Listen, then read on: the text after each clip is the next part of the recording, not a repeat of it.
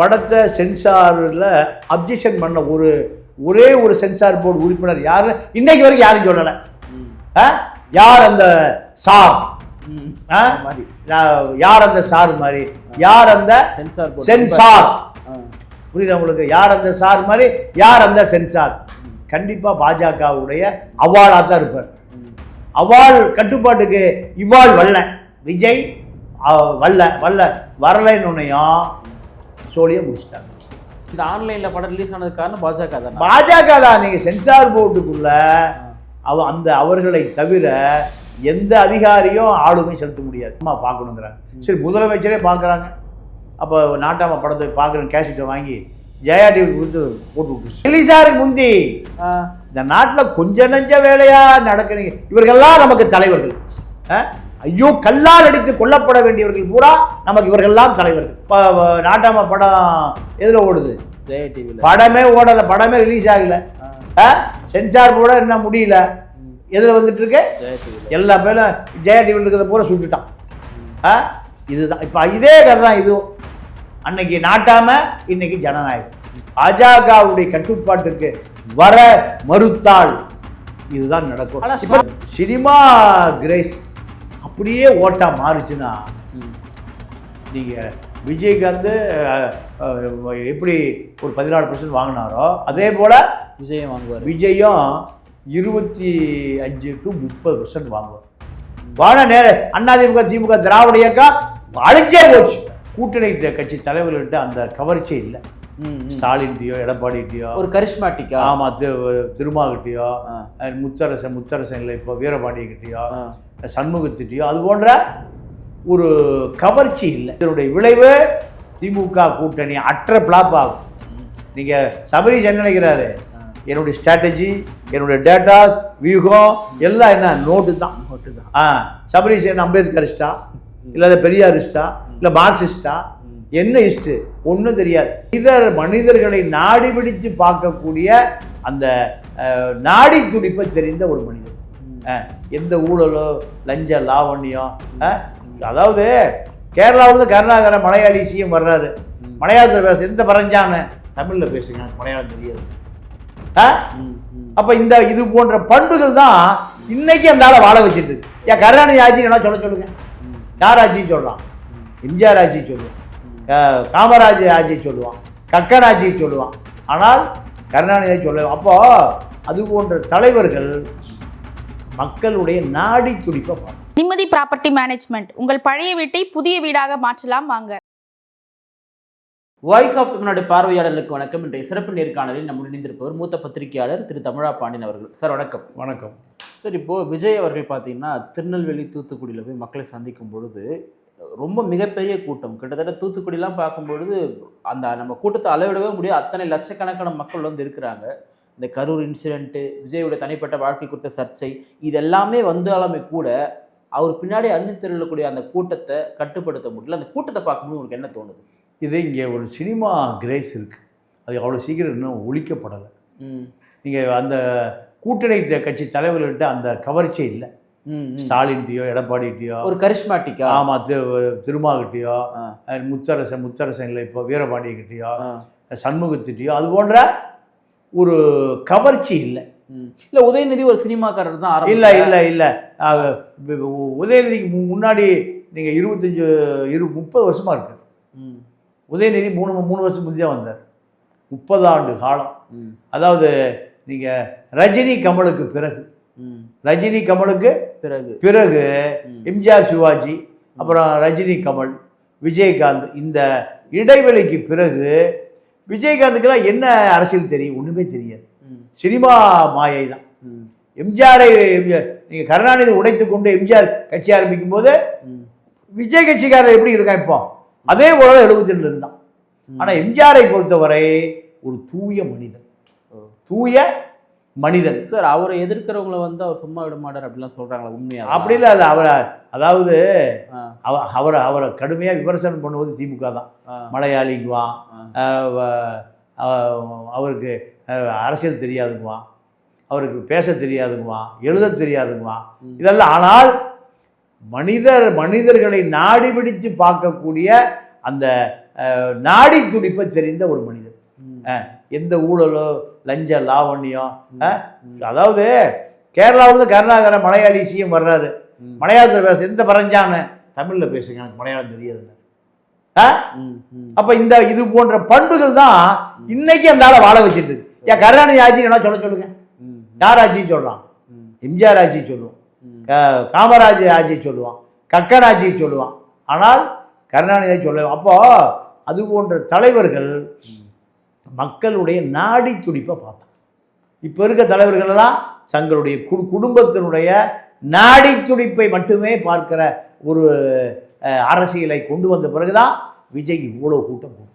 இல்லை, இப்போ விஜய் அவர்களுக்கு அவ்வளோ கூட்டம் கூடுறதே அது அவருக்கான அந்த நம்பிக்கை, ஓட் பேங்க் இதெல்லாம் இன்க்ரீஸ் ஆகுதுன்னு தானே நமக்கு தெரியுது. அது டிக்ரீஸ் ஆகாது இல்லையா இந்த விமர்சனங்கள்லாம் வந்தாலுமே கூட? இல்லைங்க, அதாவது சார் பார்க்குறவன் கண்டிப்பாக ஓட்டு போட போகிறான், எனக்கு அதில் மாற்று கருத்து இல்லை. நம்ம விஜய்க்கு அரசியல் கூட சொல்ல நான் ஏற்றுக்கிறேன் நான். ஆனால் இவ்வளோ ஜனமும் ஓட்டு போடாதுன்னு சொன்னால் நான் அதை ஏற்றுக்க மாட்டேன்.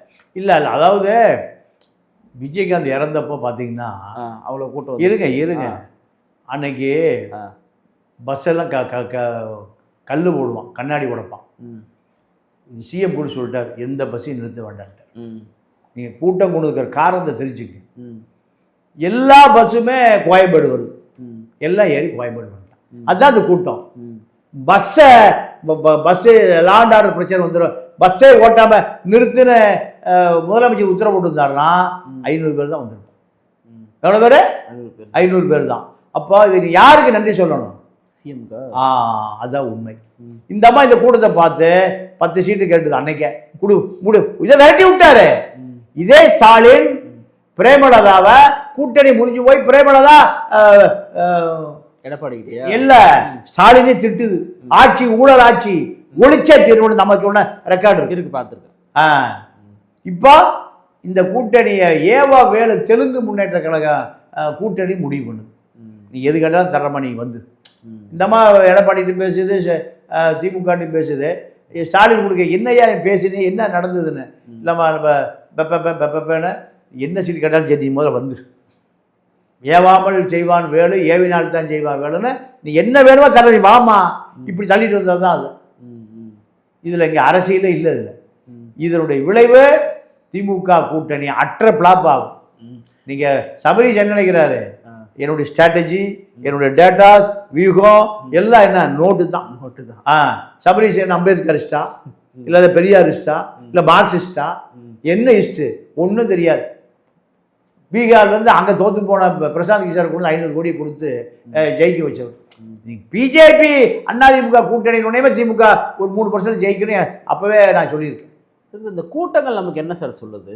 நீங்கள் ரசிகர் அதை கடந்து போயிடலாம், ஒரு ஓட் பேங்காக கேட்குறேன். இல்லை, வாய்ப்பே இல்லை, ஓட்டு போட மாட்டாங்க. வாய்ப்பே 10% வாங்கினா பெரிய விஷயங்க.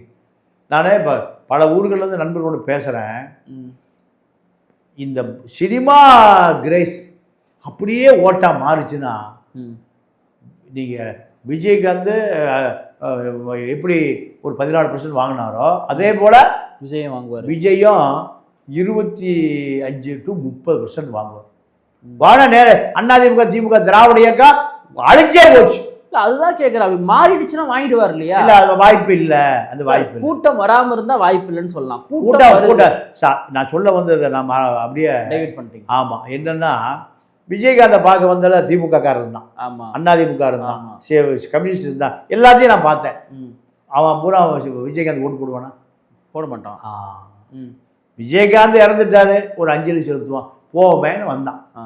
அதுதான் இப்போ விஜய்க்கு வர கூட்டமே தவிர விஜய்க்கு விஜயுடைய கொள்கை கோட்பாடுகளை ஏற்றுக்கொண்டெல்லாம் வர்ற கூட்டம். விஜய் அவர்களுக்கு கொள்கையே இல்லை, நம்ம அதை கூட விட்டுடலாம். இப்போ யாரை கேட்டாலுமே நீங்கள் யாருக்கு ஓட்டு போட போகிறீங்க, திமுக அதிமுக வேணாம், அந்த இடத்துல நாங்கள் விஜய்க்கு ஓட்டு போடுறோம் அப்படின்ற ஒரு குரல் பரவலாக இருக்குது தானே? இல்லை, அது ஆதவர்ஜுனாவுடைய மீடியா ட்ரோல். அது நீங்கள் டோட்டல் மீடியா பர்ச்சேஸ் பண்ணிட்டான் திமுக. மீதி ஆட்களை பூரா ஆதவர்ஜுனா பர்ச்சேஸ் பண்ணிட்டான். பெரிய பெரிய ஜாம்பவான்னு சொல்கிற அத்தனை பேர் திமுக மாத சம்பளம் வாங்கிட்டு இருக்கு. ரிட்டையர்டான ஆளுக்கு பூரா எனக்கு தெரிஞ்சு மாதம் 2 லட்சம் சம்பளம் வாங்கிட்டு இருக்கு. எத்தனை மாதம்? 6 மாதம். அப்போ அவர்கள் செய்கிற அதே போல் ஒரு டிவி ஓனர் எனக்கு தெரிஞ்ச நண்பர் அந்த சேனலை விற்கலான்னு லாஸ்ட்டில் ஓடிட்டு விற்கலான்னு போயிருக்காரு. அப்போ ஆதரவு சொன்னார் 10 சேனல் நான் மொத்தம் பர்ச்சேஸ் பண்ணிட்டேன். நான் 10 சேனல், புதிய தலைமுறை, தந்தி டிவி, நியூஸ் 18 இப்படி 10 சேனலை நான் பர்ச்சேஸ் பண்ணி வச்சுருக்கேன் தேர்தல் வரைக்கும். அப்போ உண்மையை பொய்யாக்குவான், பொய்யை உண்மையாக்குவான். இங்கே இங்கே பத்திரிகை என்பது ஜனநாயகம் இல்லை. கள்ளச்சந்தை முதலாளி பல கோடியை போட்டு டிவியை வாங்கி வச்சுருக்கான். இப்போ திமுக விட விஜய் மேலே வந்து குறை சொல்கிறதுக்கு வேறு எதனா இருக்குதான்னு கேட்குறேன். ஒன்று, அதாவது குறையே விஜய் தான், குறையே சொல்கிறதுக்கெல்லாம் ஒன்றும் இல்லை. கொண்டாட்டி வேட்டி விட்டுட்டு அதையுமே அதை கேட்டுரும் சார். இப்போ அவர் என்ன சொல்கிறாரு, அந்த இங்கே திருநெல்வேலியில் பேசும்பொழுது நான் அரசியலுக்கு வரப்போகிறேன், எலெக்ஷன் வரப்போகுதுன்னு தெரிஞ்சு 1 மாதத்துக்கு முன்னாடி என் கூட இருக்கிறவங்கள வச்சே இது மாதிரி வேலை காட்டுறாங்க அப்படின்னு சொல்லிட்டு திமுக மென்ஷன் பண்ணி சொல்கிறாரு. நான் டிவோர்ஸுமே வந்து குறிப்பிட்டு பேசுகிறாரு. இதுக்கெல்லாம் திமுக காரணமாகும் இல்லை. அவருக்கு அன்றைக்கி 2 பேரும் குடிச்சிட்டு சோடா பாட்டில் அடிச்சுக்கிறான். திமுக ஸ்டாலின் ஆளுக்கு ஒரு பாட்டில் கொடுத்து அடிக்க சொல்கிறாங்கன்னு ஆதரவு சொல்கிறாப்புல. திமுக சோடா பாட்டில் கொடுத்து அடிக்க சொல்லி சாராயத்தையும் வாங்கி கொடுத்தா ஆள் அனுப்புகிறான். எது நடந்தாலும் திமுக. அப்போது இவர்கள்ட்ட வேறு அரசியலே இல்லை. நீங்கள் எனக்கு தெரிஞ்சு ஒரு 80களில் அப்போ அந்த அரசியல் தோட்டம் இருக்குல்ல, ஆமாம், அப்போ எம்எல்சி இருந்தாங்க. அந்த காலகட்டத்தில் நான் அந்த பகுதியில் உலா வந்திருக்கேன். நான் சொல்கிறது 80 to 85. அப்போ தான் புலிகள் இயக்கம் அங்கே வந்த காலம். சாதாரண தெரிவாங்க. அதிமுக, திமுக எல்லாருடைய அரசியல் பயிலரங்கு எதுன்னு கேட்டிங்கன்னா, இப்போ அந்த ஓமந்தூரார் மருத்துவமனை இருக்குல்ல, அது பழைய எம்எல்ஏ ஹாஸ்டல். அங்கே தான் எம்எல்ஏ ஹாஸ்டல் இருந்தது. எம்எல்ஏ ஹாஸ்டல் கட்சி, ஒவ்வொரு கட்சிக்குமான அலுவலகம் அங்கே தான். பக்கத்தில் தான் மாற்றி கட்டியிருக்காங்க இப்போ. இல்லை, அந்த ஏரியாவை எம்எல்ஏக்கள் இருப்பாங்க, எம்எல்சி இருப்பாங்க, அதிமுக அலுவலகம் இருக்கும், திமுக அலுவலகம் இருக்கும், காங்கிரஸ் கட்சி அலுவலகம் எல்லாம் அங்கே இருக்கும், கம்யூனிஸ்ட் கட்சி அலுவலகம் இருக்கும். எதுங்க அந்த அரசியல் தோட்டத்துக்குள்ள. அப்போ அங்கங்கே மீட்டிங் நடந்துட்டு இருக்கு. ஒரு கும்பலாக ஒரு 10 பேர் உட்காந்து மரத்துக்கு கீழே அரசியல், திமுக அதிமுக அரசியல். என்ன அரசியல்னா, திமுக காரன் பூரா எம்ஜிஆரை ஜெயலலிதாவை பேசிட்டு இருப்பான். இப்போ விஜய் திரிஷா பேசுகிற மாதிரி. அதிமுக காரன் பூரா கருணாநிதி, கனிமொழி, ராஜா ஜம்மலை பேசுவான், சின்ன கூட பேசுவான். இதுதான் அரசியல். நான் 80களில் நான் சொல்கிறேன், 80 to 85 எம்ஜிஆர் உயிரோடு இந்த காலம் பூரா இதுதான் அரசியல். மைக்க முடிச்சா 2 மணி நேரம் ராஜாஜி அம்மா, கனிமொழி, இதுதான் அரசியல்.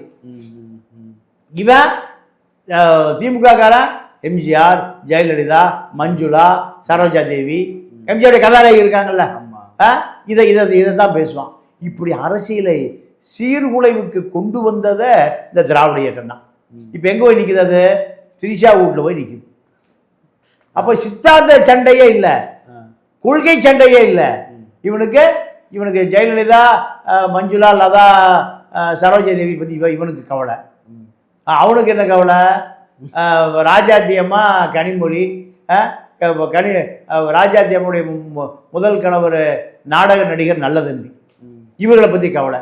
அப்போ இந்த திராவிட எப்படி நிறுத்து போச்சுன்னு தெரியுதா?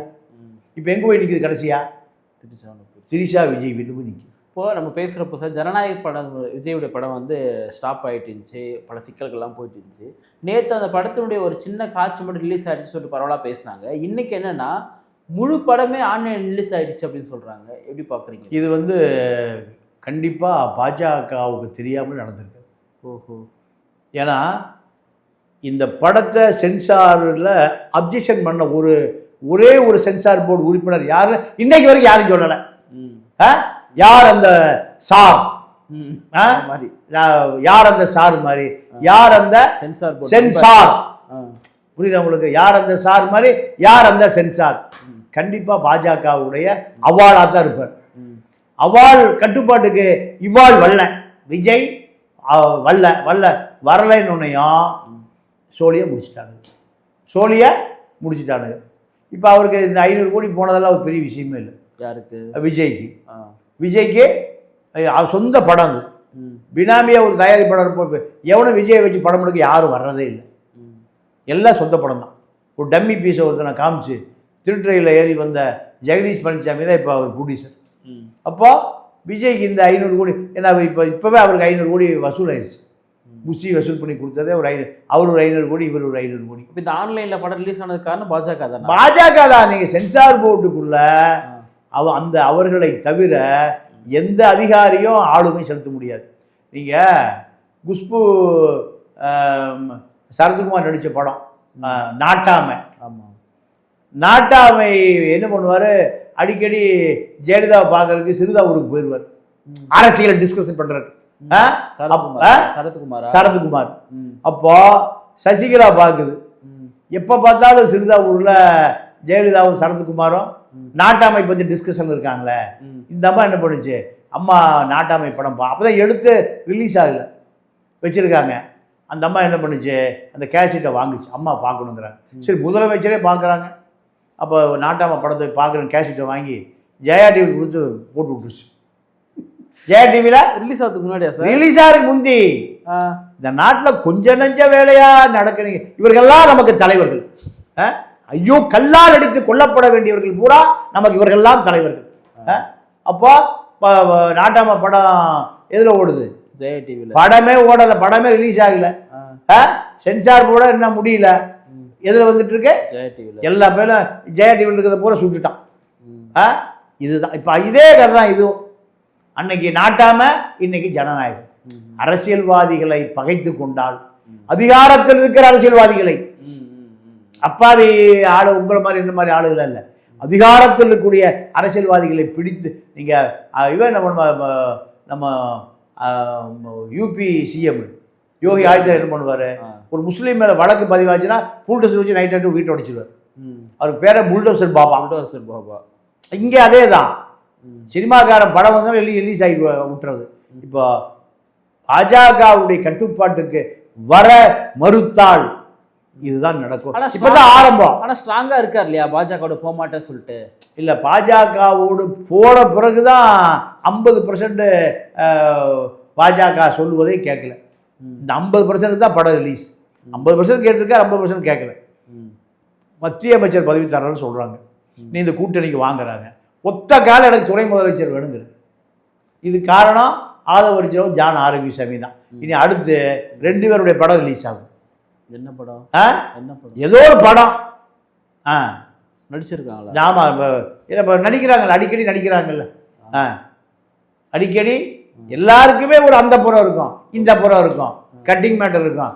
நீங்க எல்லாருமே புத்தனை போல, புனிதனை போல, நேருவை போல. நேருவுக்கு படம் இருக்கு. இந்த அரசியல் இந்தியாவில் தான் சாத்தியம், வேறு எங்கேயுமே சாத்தியம் இல்லை. சார், நிகழ்ச்சியில் பங்கேற்று பல்வேறு கருத்துக்களை பகிர்ந்தமைக்கு நன்றி. நன்றி, வணக்கம்.